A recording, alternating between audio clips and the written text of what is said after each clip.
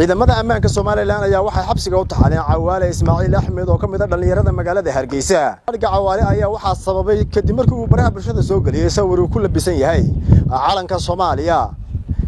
Waxaanu haatan ku jiray xabsiga dhexe ee magaalada Hargeysa. Haddaba Cawaale hoyga uu ka digay magaalada Hargeysa oo haatan aan ku sugannahay ayaa telefishinka bulshada waxa uga warbixisay maamada dhashay Cawaale oo lagu magacaabo Faysi Axmed Ducaale waxaana ka warbixisay sababaha loo haysto Cawaale Ismaaciil Axmed. وينكايga shaqooyinkiisa waxaan ka hayaa inaanu Soomaaliya shaqo ku lahayn sababtoo ah aqalkan imika in joognaaba ku dhasha Soomaaliya mu arag xamar mu arag halka berberada inta inuu jirto mu arag aqalka ku dhashay meel laba uga mu bixin de marka qofku hadii aanu socod sameyn ama aanu xiriir sameyn sidoo Soomaaliya ugu ololayn kara ama waxaan dhadayay uu wax ka baran kara qofku markuu dhulka marmare ee ilbaxyahay kolba meel tage ayaa waxaan dhahday uu de wax uu soo arkay uu waxaan dhahday wax ka faafin kara Soomaaliya mu arag meel kale ma arag Hargeysadu aqalka ku dhashay buu joogaa bas meel allaaliya meel kale hooyo uga bixin ma jirto xagu ka keenay astaamaha Soomaaliya ee barnaamijka ku isticmaalay wallahi anigu taa garan maayo waxaase de markan ilaa xalay kan joogay waxay ugu yiraahdeen waa shaariye surwaal buluuga oo walba inaan yar baasitay oo kale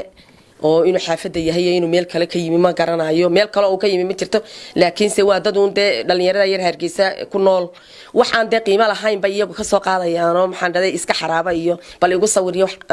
de fudud wax weyn oo culus ma arkaan xawaa dhalinyaro oo waxaan maxaan dhahday aanay de khatar ba u arkayn bay de iyagu cayaar iyo wax xaynkaas ka dhiganayaan marka uma arko hooyo de wax weyn oo khatar ah inuu sameeyay cid wax ma dilin cid wax ma sheegan maxaan dhahay Soomaali cid wax ka yiri ma jirto Soomaali uu ololeynayo de maxaan dhahay Hargeysa taagneed ma jirto inuu baraha bulshada Cawaale ku soo qoro arrimo la xiriira Soomaaliya isagoo ku labisan calankii Soomaaliya maarin siran bay adigu kula muuqataa hooyo wax anigu horta calankani wax weyn oo khatar ma aha waxa la yiri calankii Soomaaliyeed ee la taago Hargeysana laga taagay waxaynu khatar ka ugu aragnaa calanka buluuga sawti Hargeysa laga taagay imanka maanta hadii aanu ka taagnayn de qofka yar iskaga qaldamay ee matalan maxaan dhadayay de ama xaraababa ha ka dhigta ama de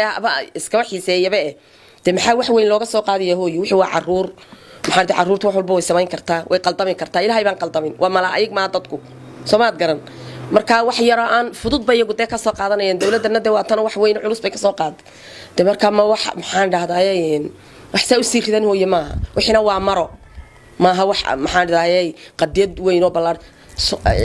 محل ذي مدحدين سوتي سومالي ذي نيوم كيس سومالية ذي لسعودين مدحدي السوماليات محل ذي عالم كيستي يلا شريين يلا فديين يلا سعودين محل ده هذاي هذاي السعودية تهاي هذاي جيبوتي تهاي هذاي إثيوبيا تهاي سو كمية بقول لا تاجنا